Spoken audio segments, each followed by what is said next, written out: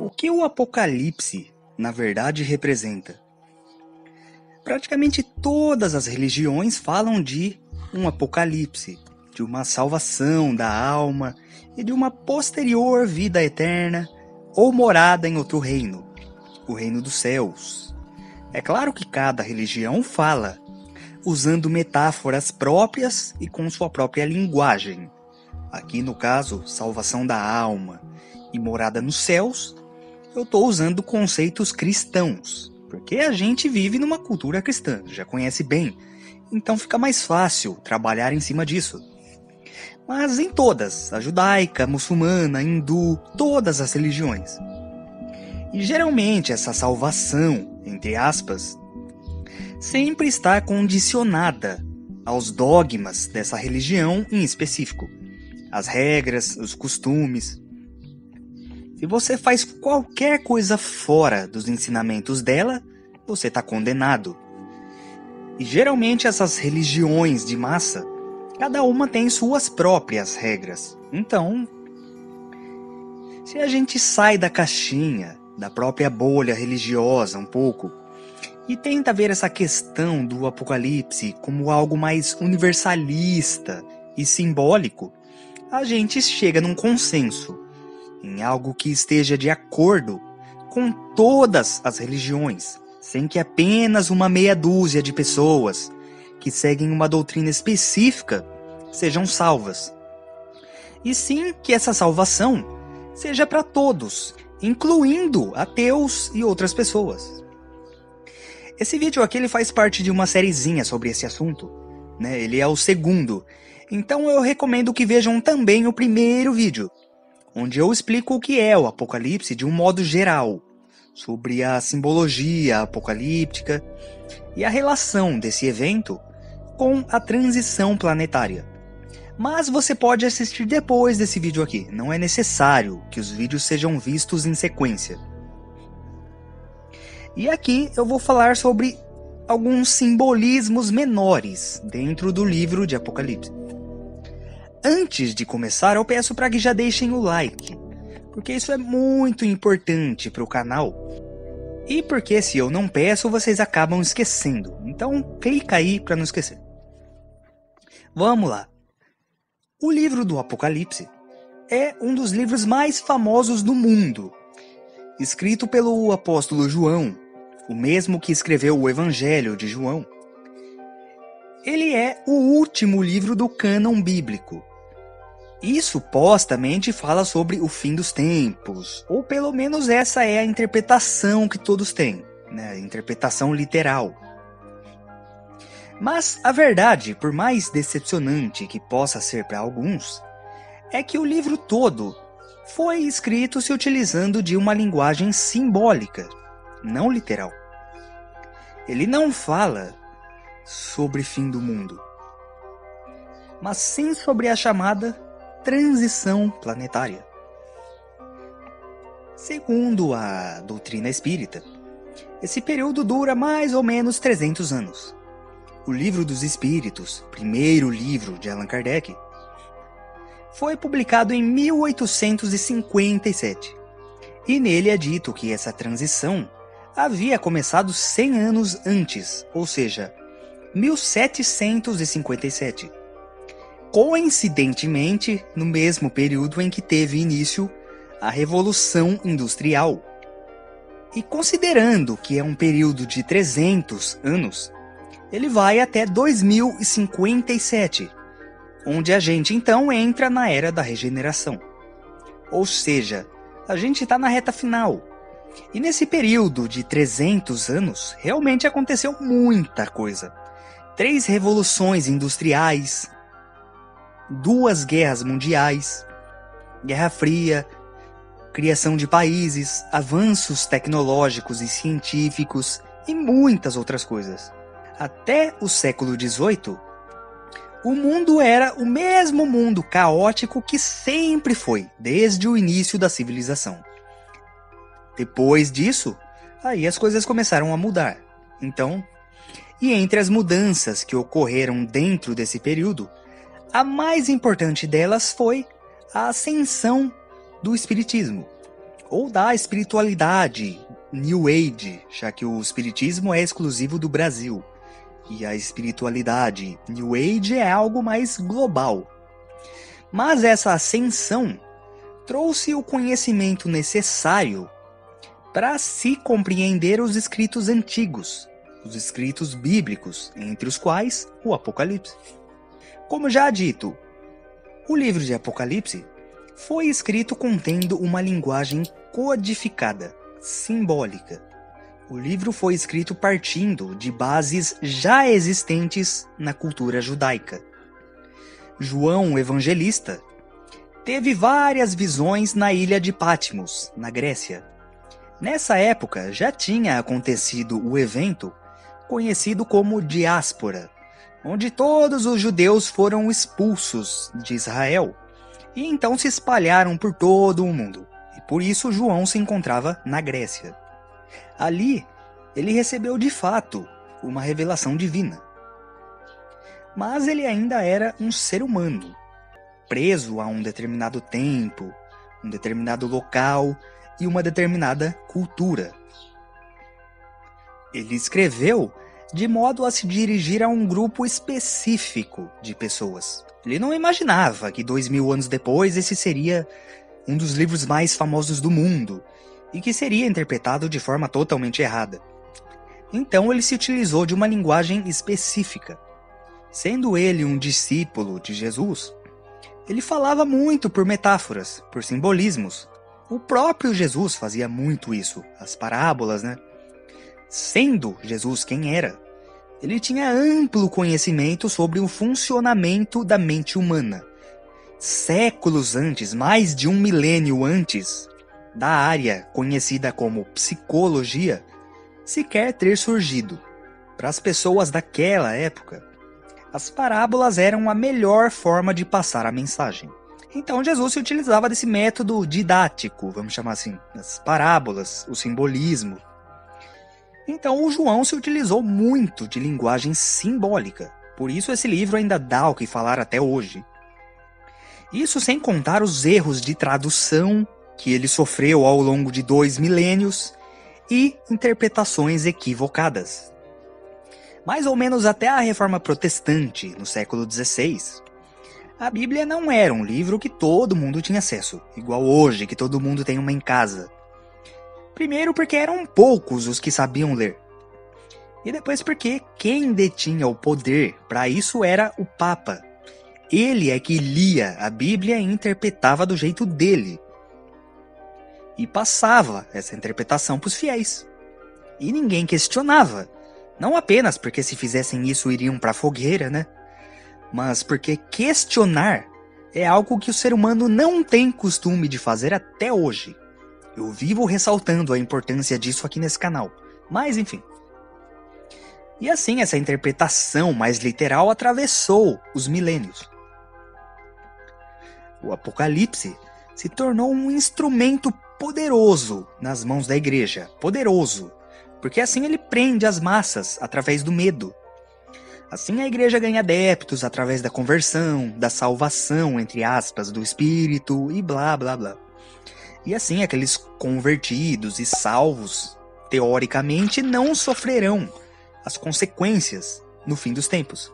São apenas negócios.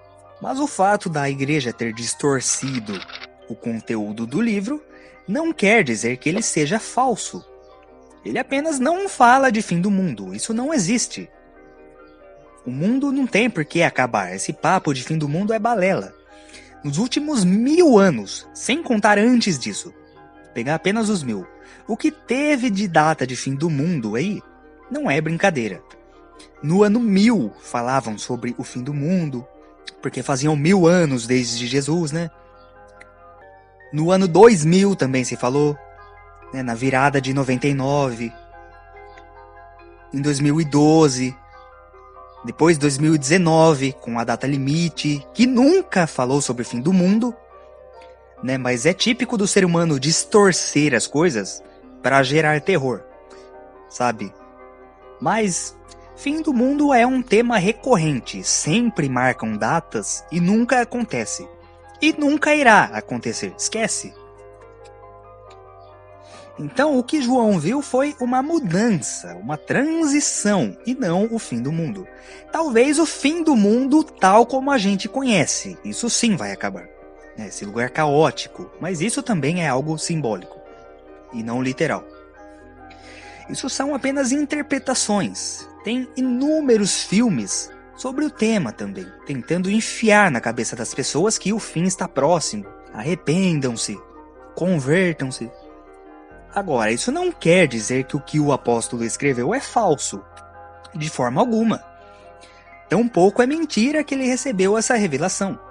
João Evangelista teve nada mais, nada menos, que um fenômeno mediúnico, assim como tiveram todos os profetas do Antigo Testamento.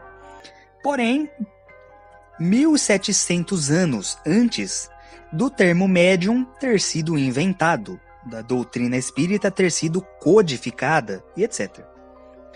Então não se tinha o conhecimento necessário antigamente para compreender o que acontecia com esses profetas antigos e outros profetas de outras religiões em outras partes do mundo, que obviamente não eram chamados assim. Cada cultura tem um nome para esses profetas, mas isso é só para a gente ter um comparativo. Hoje, basta trocar os termos profeta por médium e anjos por espíritos de luz, que aí a gente mata a charada. João, então, realmente viu o que aconteceria no futuro e resolveu registrar aquilo de forma escrita. Para escrever esse livro, João bebe da fonte da sua própria cultura, ou seja, da cultura judaica. Aqui vale ao ressaltar que esse tipo de escrita já acontecia antes. Não foi João quem inaugurou o gênero apocalíptico. Os profetas do Antigo Testamento já escreviam sobre isso. Em especial Daniel, Ezequiel e Zacarias. Jeremias também, que previu a queda de Israel pelos babilônicos. Então isso já existia antes de João.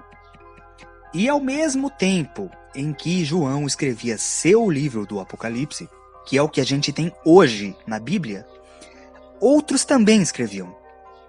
Existem apocalipses apócrifos que ficaram de fora da Bíblia, mas que existem, eles foram escritos.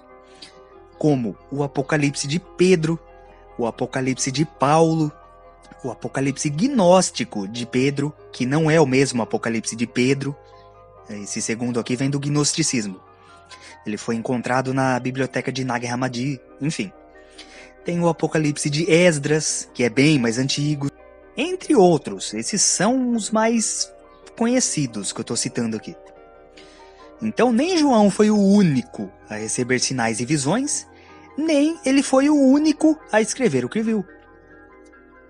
Mas o livro dele é o que ficou na Bíblia, e o que gera esses debates incansáveis e gente com medo, gente enganando os fiéis, charlatanismo e etc.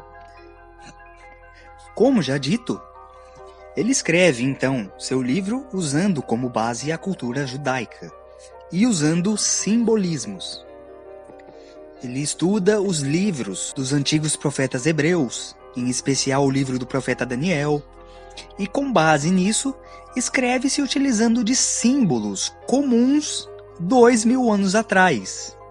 Símbolos esses incomuns hoje, a não ser para os próprios judeus, é claro. Por exemplo, quando se fala em trombetas, taças e em selos, isso são referências ao feriado judaico de Yom Kippur, o dia do perdão. E aí, é claro, o pessoal hoje pensa em trombetas literais. 7, geralmente sopradas por anjos, anunciando o início do fim dos tempos. Pensam em selos literais, que serão abertos antes do início do fim, embora não se tenha nenhum consenso sobre que selos são esses, Cada um diz uma coisa. Taças, enfim, e tudo isso são apenas simbolismos. Também são citados vozes e sinais. E são sempre 7. 7 sinais, 7 vozes, 7 selos, 7 cartas, 7 igrejas, tudo 7. O Apocalipse inteiro é cheio do número 7, talvez com exceção apenas dos cavaleiros, que são 4. Mas isso é porque o 7 é um número místico. Toda tradição esotérica e espiritualista sabe disso. O 7 é considerado o símbolo da totalidade do universo em transformação. A semana tem 7 dias, o arco-íris tem 7 cores, sabe? Então o 7 leva esse simbolismo. E os objetos citados são referências ao Yom Kippur. Os candelabros são da cultura judaica, o cordeiro. A Bíblia inteirinha é cheia de simbolismos, não apenas o Apocalipse. Então João apenas seguiu a tradição.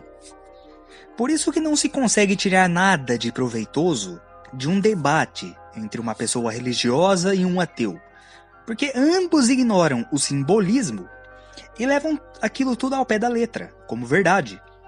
A única diferença é que o ateu diz que é tudo mentira, porque é tudo fantasioso demais, pura mitologia. E o religioso jura de pé junto que aquilo tudo é verdade, porque está escrito e acabou. Não tem discussão com eles. Mesmo que certos acontecimentos bíblicos ignorem a lógica e as leis da física. Mas ninguém consegue provar nada, porque ambos os lados, ateu e religioso, ignoram o fato de que a Bíblia é composta de uma linguagem simbólica. É dito que João Evangelista teve um desdobramento, que hoje a gente pode entender como uma viagem astral ou algo do gênero. E que esse desdobramento foi no chamado Dia do Senhor. Esse Dia do Senhor representa o feriado Yom Kippur, o Dia do Perdão, também conhecido como o Dia do Juízo, Dia do Julgamento ou Dia da expiação dos pecados, ou seja, do perdão. Esses termos são sinônimos e estão todos relacionados a esse dia. Esse dia geralmente começava com o soar de trombetas. Trombetas também são algo muito presente na cultura judaica. Até hoje eles tocam o shofar. Deixa eu fazer algo aqui. Eu não repare aí o som que vai sair. Isso é um shofar.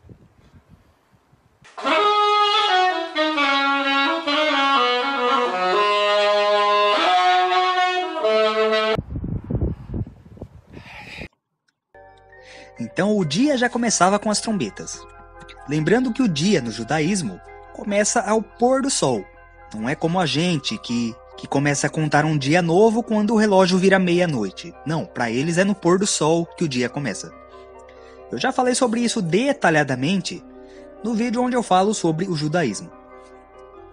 E durante todo esse dia, os judeus faziam jejum e orações. E fazem até hoje, né? Esse feriado ainda existe na cultura judaica, embora seja muito diferente daquele da antiguidade. Além de lerem os livros dos profetas e pedirem perdão pelos erros que foram cometidos durante todo o ano, os judeus refletiam sobre esses erros. Então, simbolicamente falando, esse dia, o dia do juízo, o dia do julgamento ou o dia do perdão, representava um dia de reflexão sobre os erros, avaliar o que se tinha feito de bom e de ruim. Essa tradição posteriormente foi ampliada, de modo que os profetas passaram a pregar que haveria no futuro um dia do juízo não de cada pessoa individualmente, mas da coletividade.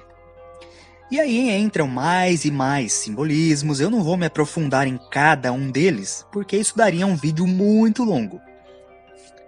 Mas o termo mais conhecido aí hoje em dia, mais popular, é a chamada separação do joio e do trigo. E essa ideia pode ser vista à luz do espiritismo, da transição planetária, que o umbral está sendo esvaziado. Aí entra também a ideia do arrebatamento, todo mundo sendo arrebatado, mas esse arrebatamento é feito todos os dias, não numa única ocasião específica. Tem um pessoal aí que diz que o arrebatamento vai ser uma abdução em massa, mas isso é besteira, tá? Geralmente também quem defende isso é mais o pessoal da ufologia materialista, casuística, que nem sabe que os ETs são do plano espiritual, como eu já mencionei em outros vídeos aqui. Então, arrebatamento é simplesmente a subida de quem desencarna para o plano espiritual, simples. E lá então é feita essa separação do joio e do trigo. Isso já está acontecendo faz tempo. À medida que a gente caminha para o planeta de regeneração, para a Era da Luz, as almas trevosas, os espíritos trevosos, estão sendo transmigrados para outros orbes, outros planetas. E aqui tá ficando só o pessoal já na luz, ou que tem pouco karma para resgatar, coisa leve. Isso que é o julgamento final, ou juízo final. Porque antes tinha um processo de morre, reencarna, morre, reencarna. Isso é relatado tanto pelo espiritismo quanto pelo hinduísmo e outras tradições orientais. E geralmente quem reencarnava eram os mesmos espíritos trevosos de sempre, que ficavam nesse ciclo vicioso, ficavam resgatando karma. Agora não mais. Agora, nos tempos de hoje, é dada uma última chance. Quem evoluir nessa última vida, evolui e fica aqui. Quem não evoluir mais, vai embora para outro planeta e fica lá até voltar para a luz lá. No passado aconteceu isso com a Terra. Várias almas vieram transmigradas de planetas que entraram na Era de Regeneração para cá. Porque a Terra ainda era um planeta primitivo. Essas almas tiveram a chance de evoluir e voltar para a luz aqui e não lá de onde vieram. Apenas mudou o local, o cenário, mas as regras kármicas são as mesmas. E hoje esse pessoal nem tá mais por aqui, já ascenderam. Tem até uma frase que é mais um questionamento, né? Que diz: quem sabe a Terra, na verdade, não é um inferno de um outro planeta. E se a gente for parar para ver, é exatamente isso. Então, no momento atual, isso acontece com a Terra. Os encostos, os espíritos obsessor, os demônios, tudo vão embora também. Para não atormentar mais ninguém aqui. Porque o pessoal daqui vai viver na luz, na paz, né? Demônios é um conceito cristão, tem toda uma mitologia em volta disso também, como sendo seres do inferno, mas eles nada mais são do que espíritos umbralinos. Tem aqueles casos de possessão, né, onde antigamente chamavam um exorcista lá do Vaticano, e faziam filmes em cima disso. Então aí a gente já tem mais uma demonstração de poder da Igreja Católica, onde só eles têm o poder para isso, e etc. Sabe, besteira. Tem aqueles casos hoje em dia também que passam na TV, que mostra o pessoal possuído lá, né? Mas a maioria é fake, viu? E um ou outro que é real é espírito umbralino, não é demônio. Demônio é um termo que vem do grego daimon, que significa simplesmente espírito. Não de trevas, não de luz, apenas espírito. O próprio Sócrates dizia que falava com o daimon dele, né? Que era apenas um espírito, seu mentor ou seu anjo da guarda.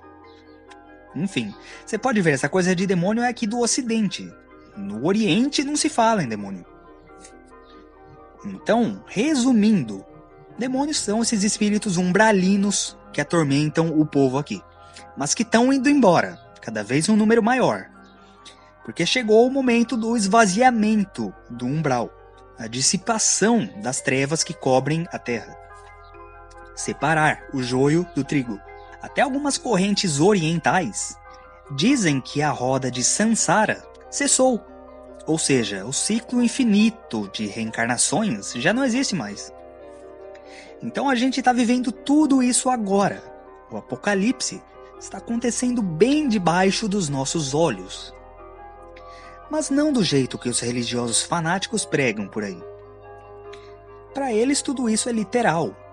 Os anjos vão soar as trombetas, Jesus vai encarar o anticristo e os 4 cavaleiros, Lúcifer vai dar as caras, brigar com o arcanjo Miguel, mais da metade da humanidade vai morrer.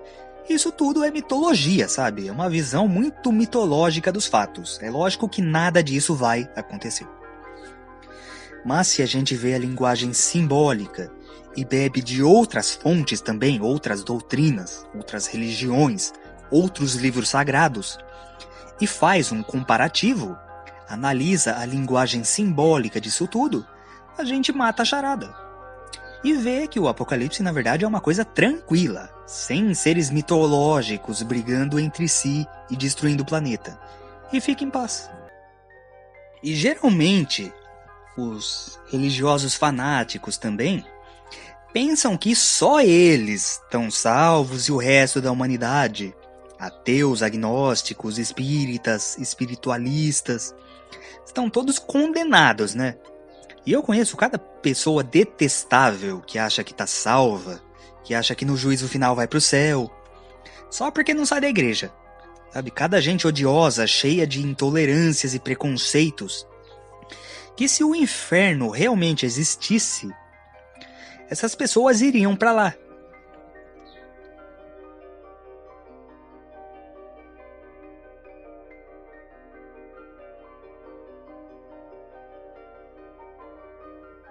E ainda não iam saber por quê. O problema dos cristãos é que eles leem apenas o próprio livro. O próprio São Tomás de Aquino disse: temo o homem de um só livro.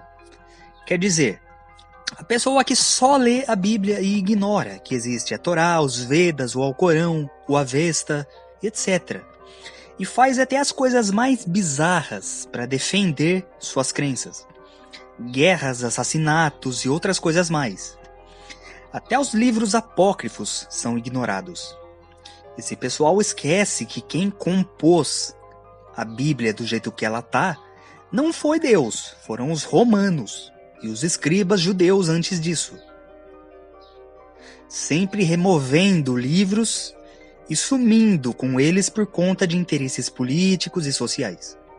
E pensam que se apenas lerem o livro de outra religião que não a sua, vão automaticamente se converter àquela religião ou receber um castigo de Deus, como se estivesse traindo por ler outro livro sagrado. Aí ficam uma vida inteira na ignorância. E obviamente eu não estou falando de todos os cristãos aqui. Existem bilhões mundo afora. Eu me refiro apenas aos mais fanáticos, de mente fechada. Tem até muito cristão que assiste aqui o canal. Obviamente não concordam com muita coisa que eu falo, mas não me crucificam por isso. Porque tem o mínimo que uma sociedade civilizada pede, que é respeito. Simplesmente assistem o vídeo para aprender mais, não precisam concordar. Mas voltando aqui, então, essa questão do Apocalipse é toda simbólica. O mundo não vai acabar. Não vai ser tudo destruído, tá? Fiquem tranquilos. O mais próximo disso que a gente poderia viver seria uma guerra nuclear. Mas felizmente a gente superou isso, tá tudo certo agora. A gente tá caminhando cada vez mais para a paz. Só vão ter conflitos e abalos na estrutura política e social da sociedade. O coronavírus foi apenas o começo. Isso é chato, mas é necessário para o avanço do planeta. E com certeza é muito melhor do que uma guerra de extermínio. Tenham certeza. Tem gente que fala por aí, YouTube adentro também, em inversão dos polos magnéticos, que isso vai acontecer por conta da transição planetária e mais um monte de groselha. E o povo fica com medo. Mas isso aí é besteira também, tá, gente? A inversão dos polos, como o próprio nome diz, só vai inverter o polo norte e o polo sul do planeta, só.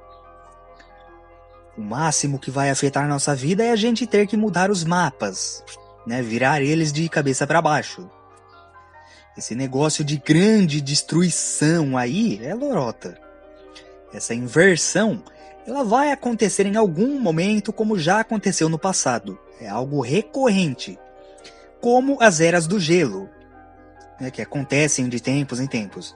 Mas não se sabe quando isso vai ocorrer e nada tem a ver com o apocalipse ou transição planetária, nem nada. Quanto aos sinais no céu descritos por João, esses sinais podem muito bem ser os discos voadores, já que os extraterrestres desempenham um papel importante na transição planetária, ou seja, no apocalipse. Aqui eu não estou fazendo uma afirmação, só cogitando uma possibilidade. Os sinais no céu podem ser aviões também, ou algo nesse sentido, satélites. Agora tem vários satélites sendo lançados, né, da Starlink, o pessoal está confundindo com OVNI, enfim. Embora eu acredite que tenha mais a ver com discos voadores mesmo, porque os ETs têm um papel importante na transição, né, como eu falei. Mas isso é uma opinião pessoal, cada um interpreta do jeito que quiser. Acontece que 2000 anos atrás não existia tecnologia. Então o João, tendo visões sobre os dias atuais, obviamente escreveria usando a linguagem dele. Igual o Nostradamus, nas profecias do Nostradamus mesmo, a gente lê coisas como pássaro gigante de metal, se referindo a aviões, peixe de metal, se referindo a submarinos, sabe, etc, etc. Então esses videntes, esses profetas, escrevem na linguagem deles com base no que existe no tempo deles. Mesmo que eles vejam o futuro, eles não têm como saber o que de fato é aquilo que eles estão vendo. Então esses sinais do João podem ser aviões que voam para lá e para cá. Podem ser os discos voadores também, que eu diria que até combina muito mais e faz mais sentido. Ou satélites, como já dito. Sabe, tem várias interpretações sobre que objetos especificamente seriam. Mas é sempre algo nesse sentido. Isso é que seriam os ditos sinais no céu. Existe também uma crença de que a batalha final vai acontecer, ou pelo menos se iniciar, no Monte Megido, que é um monte em Israel. É daí que vem o termo Armagedon, né? Tem relação com Megido, outro nome pelo qual o Apocalipse é conhecido. Mas isso também só mostra a influência do lugar no qual João vivia com o que ele escreveu. Porque essa batalha teria que acontecer justamente em Israel, onde Jesus e os apóstolos viviam. Porque ela não poderia acontecer na América, na África, na Oceania. Será que João não escreveu que seria em um desses lugares? Porque na época ele nem sabia que esses lugares existiam? Acertou quem respondeu que sim.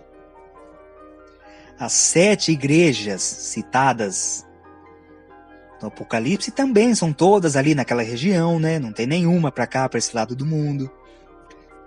Então, bom, tem muito mais coisa para ser dita sobre esse assunto, mas eu acho melhor parar por aqui para não estender muito o vídeo. Vai ter mais um vídeo dando continuidade a esse assunto, que vai ser falando sobre a volta de Cristo dentro desse contexto de Apocalipse ou transição planetária, sabe? Será que o homem vai voltar mesmo? Se sim, quando e onde? E se não voltar? E se isso for só um simbolismo também? É isso que a gente vai discutir nesse próximo vídeo, que será o último sobre o assunto. Por isso verifiquem o sininho aí para receber a notificação quando o vídeo for lançado. E se você não é inscrito ou inscrita aqui do canal, se inscreve aí, né? Dá uma força. Até o próximo vídeo. Gratidão.